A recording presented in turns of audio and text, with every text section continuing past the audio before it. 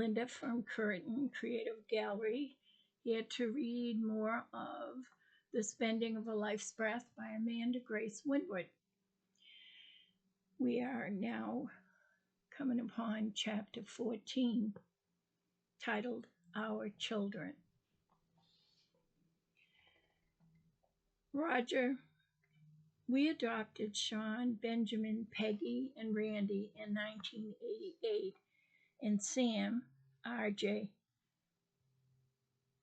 And RJ is your namesake. Your sister and her children we took on for her as our own children when the courts took them away from her, and it seemed like we were being directed by God, and it was such a wonderful, fruitful blessing thing for us, wasn't it? I gave you 5 beautiful biological children from your own seed. Our life has been such a wonderful gift, filled adventure from God. Now you tell me in all this you were just humoring me? What? What were you just giving me what I wanted to keep me busy so you would not have to acknowledge the fact that you were never really in love with me? Was I just a conquest from your earliest age, 15, wish list that you succeeded in getting? I don't get it, Roger. Is God a joke to you? Is family a joke? Is a wife a joke? Well, then, won't it be the same if you go forward with this insanity with Marcelena? Is she a joke? Proverbs chapter 5, verse 18 to 21.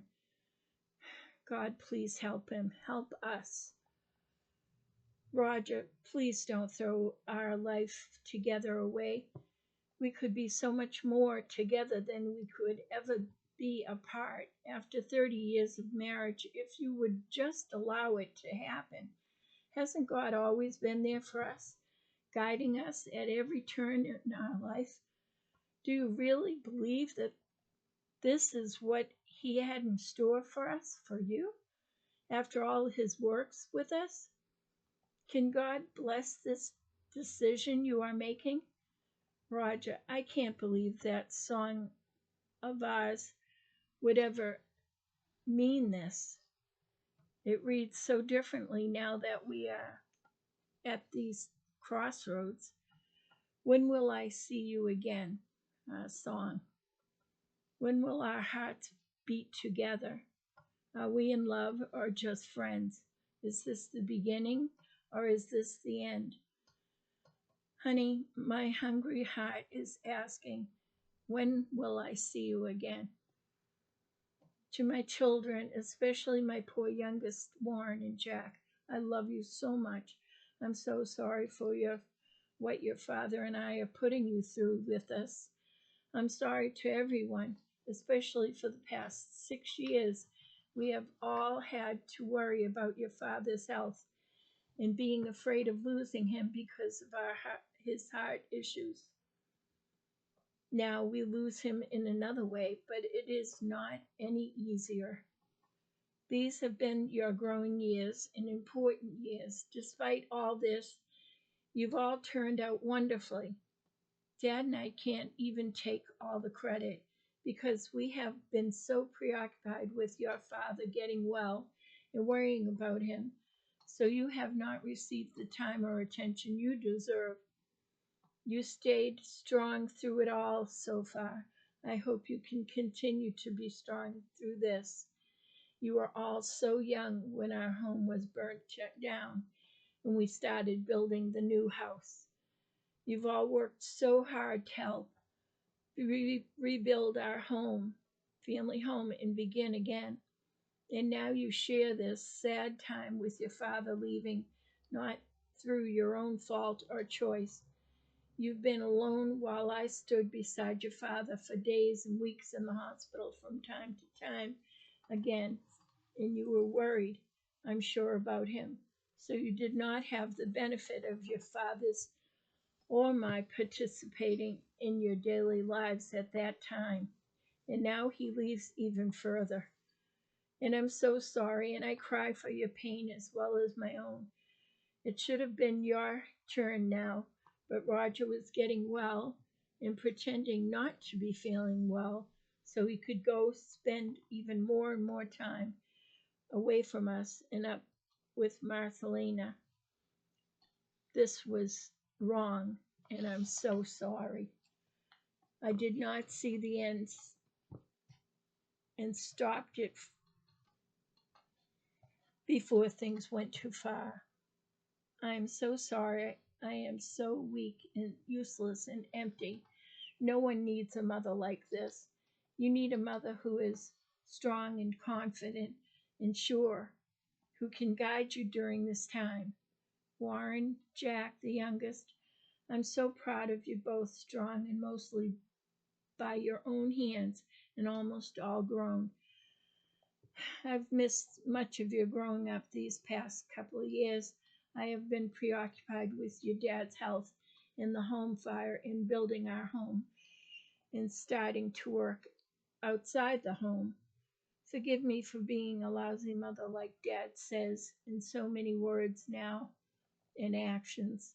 A lousy wife. I don't know what I did or he wanted. He has always been a private man about his feelings. Or maybe I just couldn't understand his silent language. I just know I can't stand the pain of this father in my life, this failure in my life. Forgive me if I can't fix any of this or make things better, but know that I will never stop trying for your sake. To love, Mom. Poem.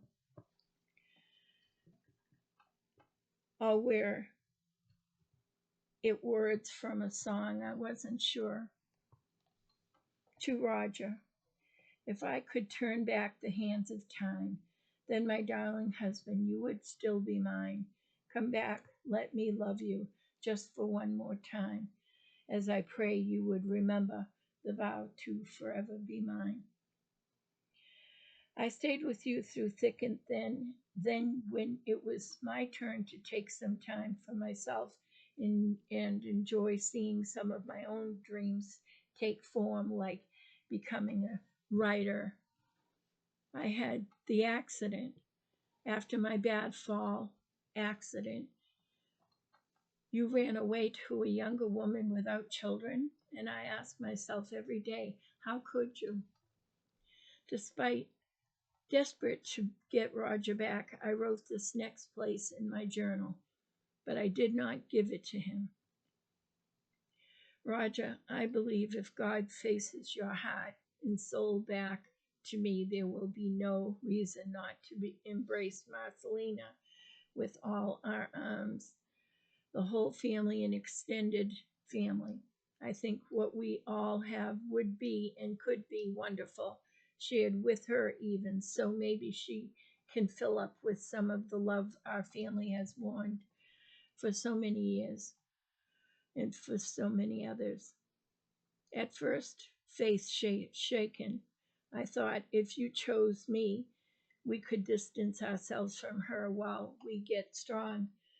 But we are slowly so strong because of our life experiences. And I know from the love from God, just as falling in love with your teacher or pastor could be put into a healthy place and not allowed to be harmful with honesty and trust and love for all.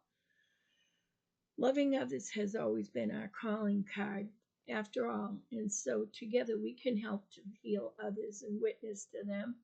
I am going to try again to call Marcelena because I want to tell her how much I appreciate every ounce of this experience, and it would be a sad waste of a wonderful future shared with her if she was kept out even a little bit. I don't think of God set if God set us back on track, she or anyone could ever come between us in our love for each other. Your love for her should be given a chance to grow into a place where her friendship could be precious and valuable to us both. Besides, I would love to help her show for a wonderful man like you to fulfill her hopes and dreams and be able to say, and I helped. She can never be allowed to learn what you both have developed as dear, close friends, but there is no need for it to go any further than friendship when we can all have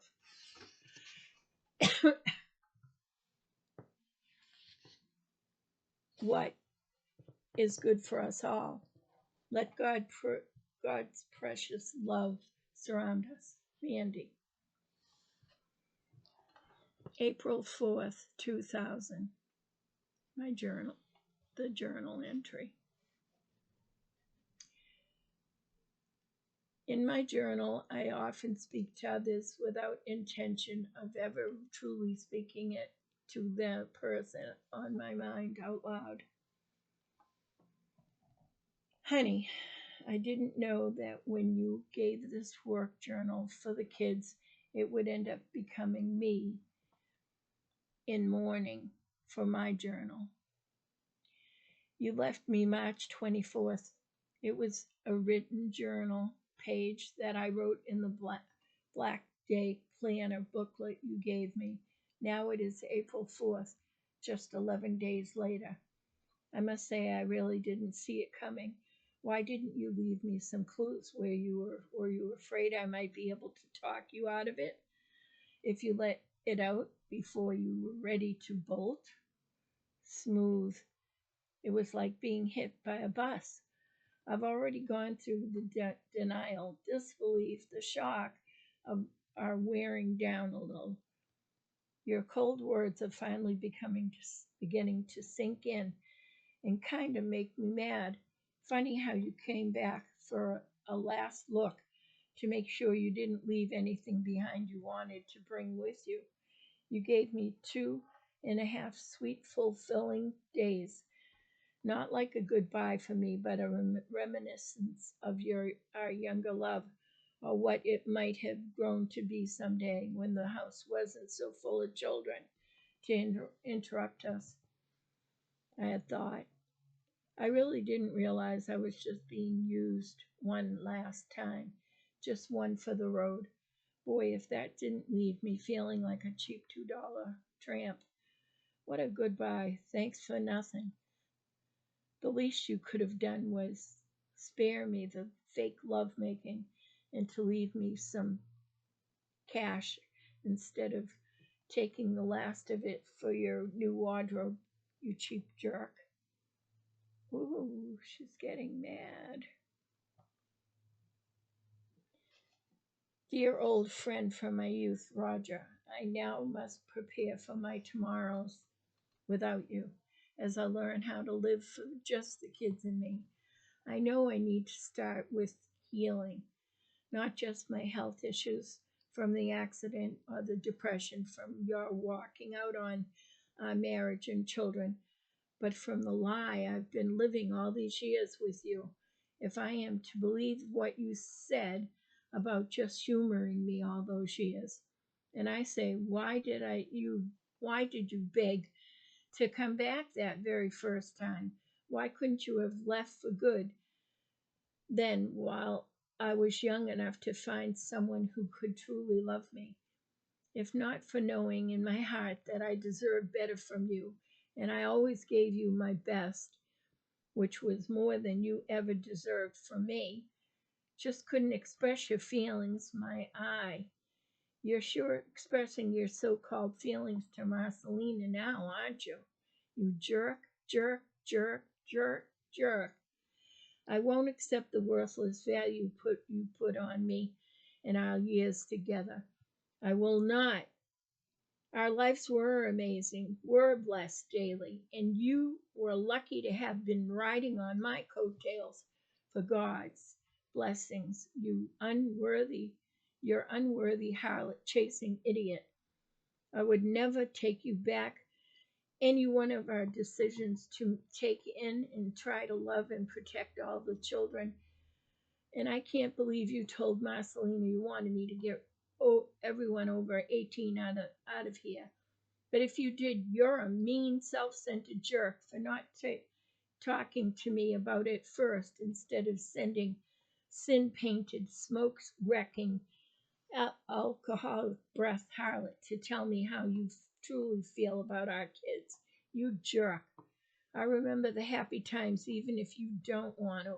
I remember the mountains we climbed and the difficult times and how God always stepped in and landed us on our feet and then some. That is until this last thing with you and your harlot. I don't blame God for having to turn away. You walked away from God and took us all with you in the darkness. You jerk. But hopefully not for long. Now, instead of enjoying our grandchildren together and finishing the house, making a good experience out of it all for our family, like we have been doing, I must struggle along alone to finish the house or to clean out the house in case we are unable to keep it. I have been concentrating on bills, organizing, making phone calls, making plans to try and get us out of the debt you left us in. I'm only working 16 hours a week, but even if I worked 50 a week at under $9 an hour part time, I can't meet all these bills, you jerk. And what decent wage job am I going to be able to get when my resume says homemaker for 30 years, you jerk? And not gaining work skills like you were able to do, even jumping from career choice after career choice, because my mom and dad would always help you out so you could do that. You jerk. All the time and money invested in you, their son in law, and all those years for you to dump their daughter in the end? Not fair. I'm 51 with only a high school education, unskilled, poor health after my accident, depressed, scared to death about how I'm going to take care of the kids alone to raise our family and get us through this awful crisis.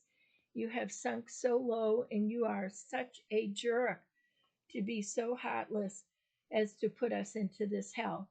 Our youngest son, Jack, has been crying so much. Do you care? Warren seems to need lots of hugs and wants to be reassured everything will be all right. Are you here to help me give him that?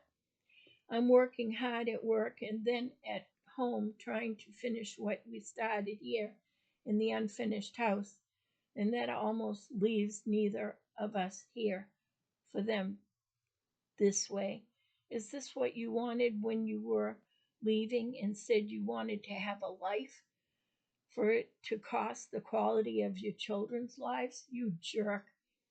Your children are not only afraid of losing you, but their home too. And your answer to that is for us to move out of our home and into my sister Beverly's cellar with your children? You're a jerk. Nice. Father of the Year, you aren't. I'm devastated to have to leave them during this sad time, and I cry my heart out all the way to work every time I must leave them. I also cry because I still have difficulty getting to work, taking wrong turns all the time, getting lost, forgetting what the heck I'm doing and where the heck I'm going. I must keep a big note on the seat to remind me what I'm doing, and it's the same at work for everything I must do. I can't seem to get better with this so-called concussion. Maybe it's because of all the stress. I must wear what I call my Ray Child sunglasses at work all day just to hide my crying from the clients. I show a painted smile so they don't have a clue, but of course they do know sometimes when I'm crying. I can't seem to stop most of the time. I tell them I have a cold in my nose or allergies. My heart is breaking and feels like I'm falling into a dark deep. But the thought of what this must be doing to our children and everyone who loves us is an even more difficult pain in my heart to endure. My mom and my poor dying father, being so disappointed in you and what you're doing to our children. God help us all to survive this horrible time. Roger, I changed so drastically inside that you really can't love me anymore and need to throw me aside like a worn out shoe? Was our love really that shallow and weak or one sided? Why can't you see the depth of our life together? Our power, our strength to do all we have all these years came from something. It was from love, I thought. We could do anything when did it together. We can't, why can't we heal ourselves together now? Why not save each other for us for once? Remember how young we were when we started out together. Remember our years of friendship before we got married. Remember when I had short hair like you liked it long? Kay Akers took the modeling pictures of me. Remember? One of the silly dreams I had for my future to be a model. I looked a little snobby in those pictures, didn't I? That was when I dressed up to go to a prom with Chucky's friend because he didn't have a date. Remember? I was then pretty enough for you to want to be with me then and to marry me. It felt good then for you to give me your love to me, didn't it? In this picture of me with my sister Beverly, I had my long hair then. You liked me then. Keep this picture to remind you of those days. Dear Lord in heaven, please make this happen, wholly and completely for glory of you, Lord. Lord, I am not worthy, but say the word, and my soul shall be healed. Deliver my husband from they that keep him in denial of his great sin and of not knowing you. Lord, save him for your glory. Keep him in your loving hands and guide him in his footsteps. Bring him home safely to me. Encourage me to be the pleasing wife that he needs to fulfill your promise to us, Lord. Bless our marriage, Lord, and keep it listed in your book of love. Complete us with your loving hand on our hearts and heal our home and our children. Guide us to walk in the path which will honor you, O Lord.